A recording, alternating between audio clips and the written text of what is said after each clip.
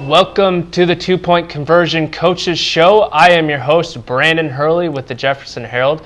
And as always, I am joined by Greene County head football coach Mitch Moore. In today's show, we are coming to you live from Tech Zone, one of our core sponsors. And two of our other sponsors are Dock Stadium and Moo Meat. So without them, we wouldn't be able to do this. So thank you very much.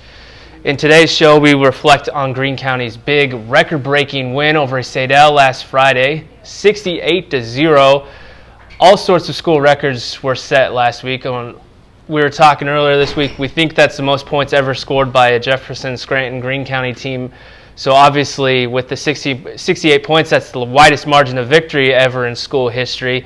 It's also the Rams' third win in a row to start the year, so they are 3-0 for the first time since 2007, so 11 years.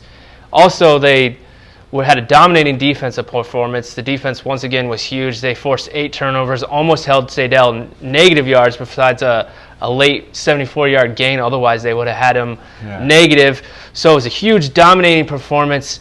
Just overall, how would you sum up Friday's win for your guys? Well, dominating is a great word to use, Brandon. And I think, collectively, it was all three units. We played good defensively. We played good offensively, and special teams in the second half. We did a good job covering on kickoff and doing those things. So and a great performance by everybody involved on the coaching staff. Offense called a great game. Defensively, we knew what they were doing. We were blitzing into the right situations. We were bringing pressure when we needed to. And then our two corners, High Note and Xavier, were really locked down on the outside, and they couldn't do anything in the pass game. So proud of everybody. It was a complete team effort, and obviously with the number of school records and our defense, just with another quality performance, we're excited about this game coming up.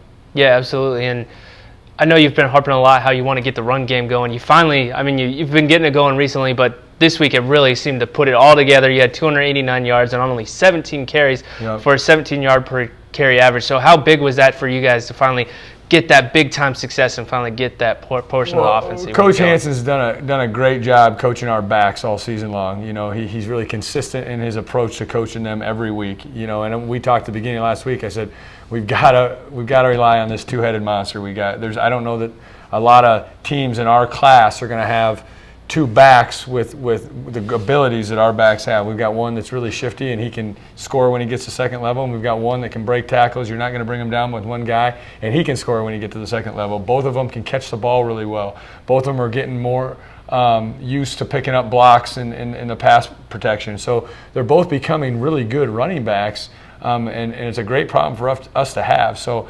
that's a part. Our run game with those two backs have really got to the second level and made guys miss and had big long runs. And then got to give a credit to our O-line. Those 5 guys, 6 guys on the O-line, they're a different level than they were last year. They're blocking with more confidence. We talk about Tyler Miller every week. He had another unbelievable week. Bryce Hoyle, who's kind of the Energizer Bunny in both the O-line and D-line, he continues to play great football. Brandon Hoyle keeps snapping the ball and doing his job really sound. Joe Patterson continues to play good. Brock Webker at the tackle, and then Cole Betts, who's going to play a lot this week coming up too, has done a tremendous job coming in. So proud of the O-line, receivers blocking downfield, and then our two big backs are really important to our success. So and we've been talking a lot about the defense all year. 3 games in the season, they're only allowing 5 points per game. They've only given up 2 touchdowns. The stats are remarkable. They've forced 12 turnovers. I think 7 fumble recovers, 5 interceptions, just chugging along again and again. And I know we've harped on it. You say it's a really good team defense, and they have a lot of speed. So is there anything else you can point to why this defense keeps bringing it week after week? I think after watching film, and we put some stuff in this morning, and we'll watch some more film this afternoon, but they've got good football intellect. I mean, they understand the game collectively, and they understand who needs to blitz, who needs to cover in this zone, when's a good time to press. When they get into the football game, our defense understands what player they're going up against, what are some of their moves, what guys do they need to get on an edge, what guys do they need to back up a little bit on the outside if they're receivers. They watch film, they work well, they communicate well. So on top of them playing really hard and playing really fast, I think they're understanding the game. You know, Carter Morton does a good job back there at safety, kind of communicating with everybody. Austin Demp and Will play on opposite sides. They communicate with each other really well.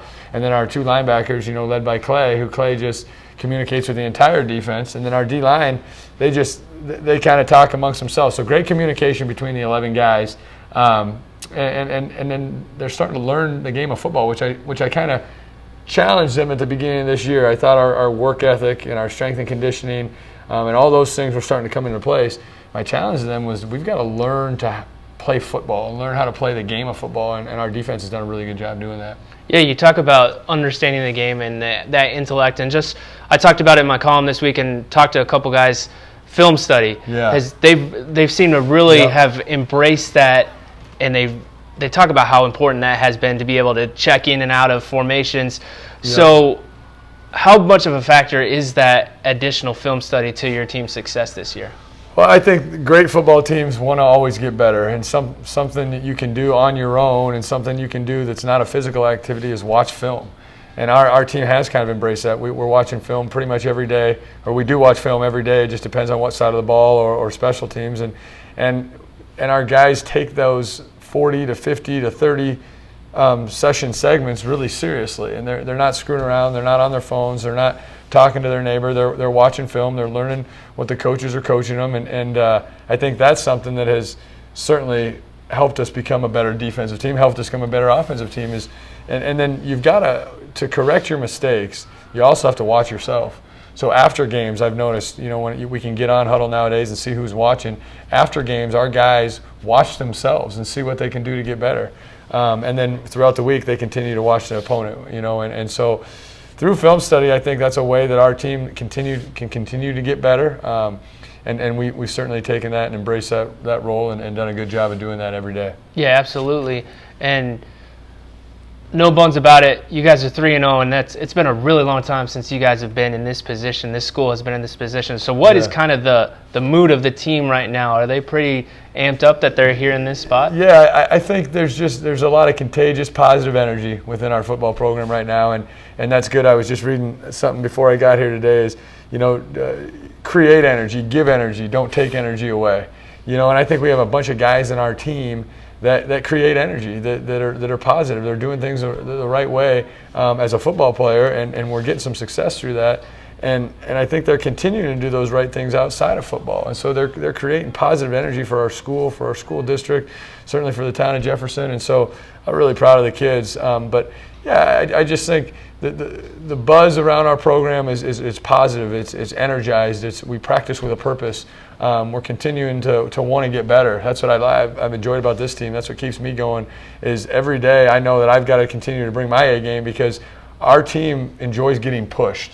I told our coaching staff this yesterday. I said, you know, this is a point in the season. You're getting about week 4. We've been at this thing for about 6-7 weeks now. That you can hit a little lull and you can tire it out and you can start going through the motions. We've got to continue to push this team. We've got to continue to collectively as a football staff push these guys to the limits and keep pushing the envelope and pushing the needle so that this team can become a special football team and reach our goals. And so, you know, the mood, the energy is great energy. You know, and I think what I would like to see is this energy and this enthusiasm continue to turn towards confidence. And if we can get this team from energized and great enthusiasm to be a really confident football team because we're putting in the preparation work, then I think we can become a dangerous football team. So we're close. I think this is a really important game Friday. Mm-hmm. Yeah, so going off that confidence, the state is starting to take notice of you guys too. You're ranked in all various polls. Yep. The Associated Press has you guys ranked number 7. Yeah. Top 10 for the first time in a long time. Yeah. So, but on the other side, that kind of puts a target on your back a little Yep. bit. So what kind of things are you saying to your guys to kind of keep them focused and show them that, now we're going to get team's best shot? You know, I think, Brandon, what I've tried to do, especially this week, is just continue to live in the moment, live in each day, get better every day at our preparation, and have great practices and get great film work every day, and continue to teach our guys, like, what's got us here is, like, winning every day, is being great in the weight room today, is having a great practice every day. That's what's got us to this 3-0 point. You know, and continue into yesterday we did a thing on 9/11, and we just talked for 20 minutes. We got in before we did practice. We did a thing on 9/11 and how that's affected us, America, and our country, and people in our country. And so I just try to focus them on getting better every day. Today we had practice this morning. We're going to go watch more film, and they've got to do their hated ice bath this afternoon. And so I haven't really talked a lot about our rankings and about our record with our team right now, because we know that can all fall real quick if we don't go and win this Gilbert game. This is a really important game for our season, and I think our program going forward for the next 3 to 4 years is we can put our program over the edge if we win a game, because this Gilbert team, record-wise or not, they're a good football team. They've got a good O-line, they've got good guys on the edge. So just keep us focused on beating Gilbert, and then everything else will take care of itself. So yeah, you've talked a lot about that Gilbert game. You could go to Gilbert this Friday, a team that's in 3A, a team that you played last year in a kind of a weird game. You guys had a lead. It was a weather delayed game, and then they ended up winning it. They return a lot of guys from that team. So just from a familiarity standpoint, is there a little bit of revenge in your guys' mind that, hey, we want to come in here and beat the Gilbert team? I think every kid on our program understands, we let that game. We were leading in that football game last year, and we lost the momentum. And we had some uncharacteristic penalties on special teams that hurt us. We didn't have a lot of special teams penalties all year. We had 3 in that football game that cost us drives, and then we didn't finish. And so that was our deal last year. Is we could never finish when we had it started to get some momentum. We could never finish with momentum, and so I think our kids are really excited about going back, and I haven't heard the word, and I certainly haven't used the word revenge, but I think there's an added element to this game, being at Gilbert, having to go there again when we went last year, just like we had to go to Perry twice this year. The Iowa State marching band is going to be at this game. The atmosphere is going to be really exciting. There'll be a ton of enthusiasm and excitement at this football game, and our kids do know that people are going to want to start coming to watch us play if we continue to play good football, and so. I don't know if it's revenge. I know our kids enjoy going to play Gilbert. Mm-hmm. So let's start with their offense first. They return their quarterback. They return a couple of their receivers. So what are you expecting from them offensively, and how are you going to go about attacking them? Well, they've got a quarterback who's tall and lanky. He's got good vision. He's got really good arm strength. He's not. I don't know how mobile he is, but he's certainly a pocket passer quarterback, and he's got good command of their offense. Number 25 is a guy in the slot who we have not seen a guy like him. Certainly in 4 weeks of football. He can make you miss. He runs good routes. He's got good hands. He's got speed where he can finish plays.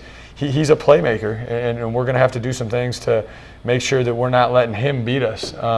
Their O-line is their interior 3, their center and 2 guards are physical O-line. They come off the ball. They want to hit. They're not scared of contact. I mean, it's a football program that likes to run the ball at you. They do a lot of zone lead. They're going to get in I twins and I formation and run the ball right at you with a true fullback and try to isolate your linebacker.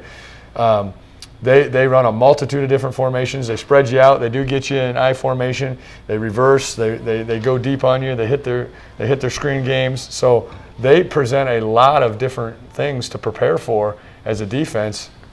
And then for us offensively, we've got to continue to execute and continue to get better at playing with more tempo and continuing to get the ball to our playmakers. But it'll be a good football team. They are a good football team. Make no bones about it. They lost to a Webster City team close. Mm-hmm. They beat who I think is a good program in Roland Story, and then they had Boone on the ropes most of the game. And if you just watch the film, I thought a lot of that game they dominated the line of scrimmage. So this is a good football team playing in their house, their environment. They're probably favorite night of the year in terms of home crowd to play in front of. So there's a lot of challenges this Friday night brings, and our kids they're excited. I can tell at practice today they're excited for it. But again, we just got to keep winning the days. So would you say defensively, is this a team that's going to challenge you guys most defensively so far this year? Defensively, they've got a couple good D ends that come off the ball. We feel we can counter that pretty good we got pretty good tackles. So I think hopefully we can counter some of that stuff. They've got some guys in the defensive backfield that can run around and make plays. They've got a linebacker who likes to come downhill, and so they're probably going to present us the most challenges from a defensive standpoint too. Certainly from an offensive standpoint, they are a team that presents a lot of different formations and a lot of different plays out of those formations, and they do a good job of not really having tendencies. But they do have a playmaker in 25, and so you can't hide that guy. They want to get the ball to him, and so we've got to that's our challenge. We got to take away 25 and not let one sit back there and just throw the ball all day. So I talked about this with you earlier this week. You talked about wanting to get off to good starts. You guys haven't trailed yet this year, but you said you started kind of slow against Saydel. Yeah. So what is kind of a key to getting out and getting that early lead and kind of giving your defense another advantage? I think the key for us is, I'd like to get the ball and score right away, and then that gives our chance for our defense to pin your ears back a little bit and play a little more aggressive, I think, early. If you can get up on a team, then that's when you can exert pressure on those guys early and in the first quarter. A lot of times, my defensive strategy is to kind of let guys get a feel for what they're doing, what they're going to do when they're formation into the boundary, what they're going to do when they've got wide side of the field, who are they really trying to get the ball to, and those guys' hands early from an offensive standpoint. And I kind of sit back and let them give me some tendencies early. And I still do some things where we vary our formations or vary our coverages. But when you've got a lead, it gives you a chance to put some more pressure on them. Mm-hmm. And so when our defense starts getting pressure, we're really effective because Nick Breon's as good as a blitzing linebacker as there is. Austin Delp and Will Hansen is as good as a blitzing linebacker there is. And so when you've got those guys on the edge and a guy in the middle that can create pressure, that's fortunate for our defense. So, offensively, if we can score early, I think we can set the tone for the game. So we've talked a lot about kind of learning to win and establishing a winning culture. So what would a win on Friday do for you, not only for the confidence of your team, but just kind of just building the program overall? You'd go 4-0 into district play, so what would that do for your team? Well, I think, if we can win this game Friday, I think we can start looking back like, are we a good team? What are we? We would be a good football team. We would have won 4 straight games to start the season. We would label us as a good football team, and it would give us a chance to go back and say, what have we done really good in those 4 games? Let's continue to do it. And now I think maybe we can take another step and add another dimension to our defense and offense because we've established of a winning brand of football. So we got to go do that, on Friday, and that takes a lot of effort and a lot of detail and preparation up to that point. But if we can do that, like you said, I think that we can go from good energy and great enthusiasm to being a confident football team. And then when you become a confident football team, you start playing even faster than you are. And so when you do that, you can create more things on offense and more things on defense to add in because our team is obviously understanding what we're trying to do. And then I think that it creates positive energy through all our football programs, our JV, our freshmen, even down to our junior high kids saying, I want to be a part of this. And so, I think winning this football game is really important, especially going into district play. Yeah, and it would show everybody that, hey, all this hard work that you guys put in is finally paying off, and it's carrying into what looks like a wide open district. I mean, right now, everybody has a shot at winning the district. So, and according to the rankings, it's probably OABCIG is the favorite right now, and they're ahead of us in some polls. And Kemper's a really good football team still, and so you're exactly right. It's a wide open district race. Yeah, so a win on Friday would do a lot for your guys' confidence. All right, so that's all we have for today's show. Thanks again to Mitch for joining us today, and thanks for Tech Zone for hosting us. Join us again next week as we hopefully review a Greene County win over Gilbert. Thanks for viewing.